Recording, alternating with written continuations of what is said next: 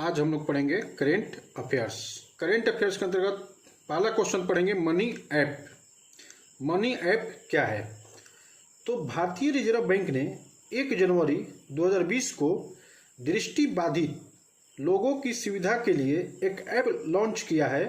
इसका नाम mobile aided note identifier यानी मनी है।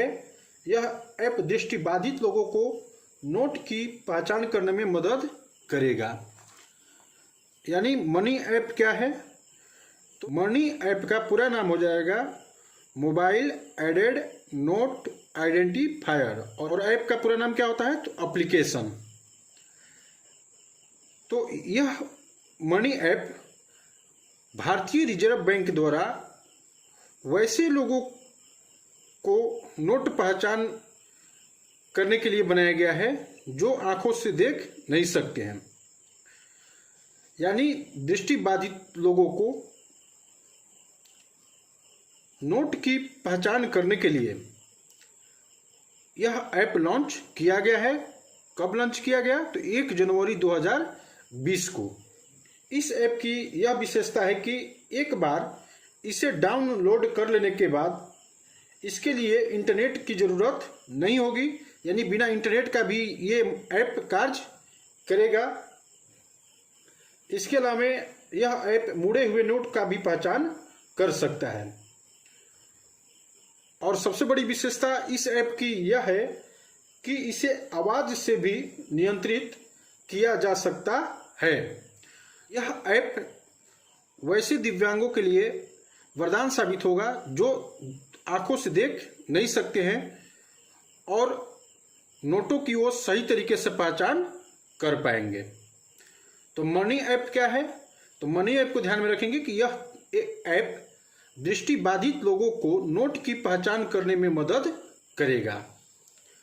किसने लॉन्च किया है इस ऐप को? तो भारतीय रिजर्व बैंक द्वारा लॉन्च किया गया है। कब लॉन्च किया गया? तो 1 जनवरी 2020 को। अगला क्वेश्चन है थिएटर कमांड क्या है? थिएटर कमांड क्या है?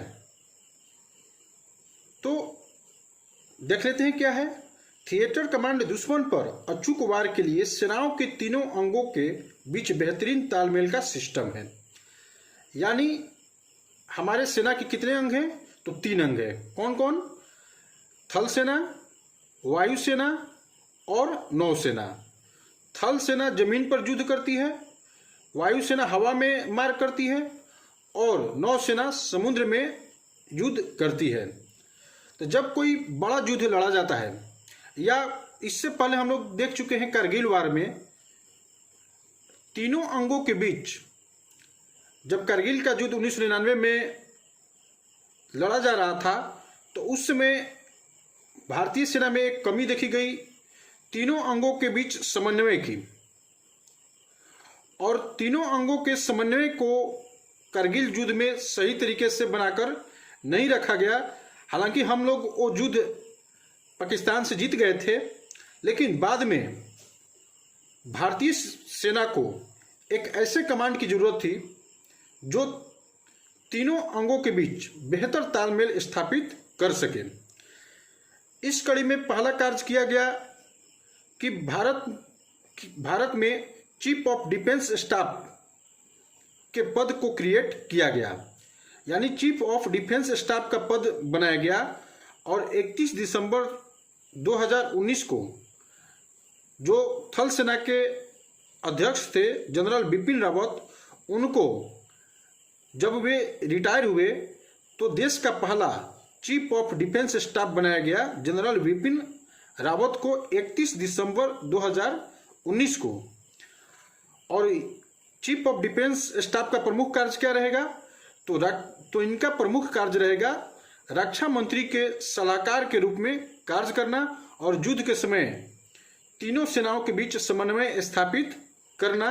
और इस कड़ी में जब हम लोग देखते हैं तो देश के पहले chief of defence staff general Bipin Rawat को सेना का थिएटर कमांड बनाने की जिम्मेदारी दी गई है। इस तरह से थिएटर कमांड दुश्मन पर वार करने के लिए सेनाओं के तीनों अंगों के बीच बेहतरीन तालमेल का कार्य करेगा। अगला क्वेश्चन देखेंगे, CMS कॉप 13। CMS क्या है? CMS का फुल फॉर्म क्या है? तो कंजर्वेशन ऑफ माइग्रेटरी स्पीसीज, यानी हिंदी में इसको बोलेंगे प्रवासी प्रजातियों के संरक्षण। और COP का मतलब होता है कॉन्फ्रेंस ऑफ पार्टीज। CMS एक ऐसा संगठन है जो तेजी से लुप्त होती प्रवासी प्रजातियों के संरक्षण के बारे में बात करता है, और इसकी बैठक का नाम है COP, कॉन्फ्रेंस ऑफ पार्टीज। इस CMS COP 13 का आयोजन गांधीनगर गुजरात में हुआ। कब हुआ? तो 15 से 22 फरवरी 2020 तक। ये आयोजन किस लिए हुआ? तो प्रवासी प्रजातियों के संरक्षण को लेकर 13वां कॉन्फ्रेंस ऑफ पार्टीज का आयोजन गांधीनगर गुजरात में हुआ 15 से 22 फरवरी 2020 तक। कितने देश के इसमें भाग लिए? तो 110 देश भाग लिए। यहां पर समझने वाली बात यह है कि प्रवासी प्रजाति किसको बोलेंगे? तो प्रवासी बोला जाता है जो दूसरे देश से आकर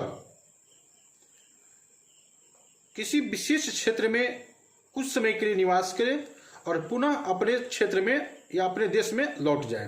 तो हम लोग देखते हैं कि हमारे क्षेत्र में बहुत सारे प्रवासी पक्षी अलग अलग सीजन में आते हैं, और उनका संरक्षण करना, उनका सुरक्षा करना और उनको सुरक्षित पुनः अपने देश वापस जाने के लिए उचित माहौल बनाना, ये हमारा कर्तव्य है। गांधीनगर में COP 13 का जो आयोजन हुआ उसका शुभांकर था द ग्रेट इंडियन बस्टर्ड। यह भारत का एक प्रमुख पक्षी है जो अब विलुप्त के कगार पर है।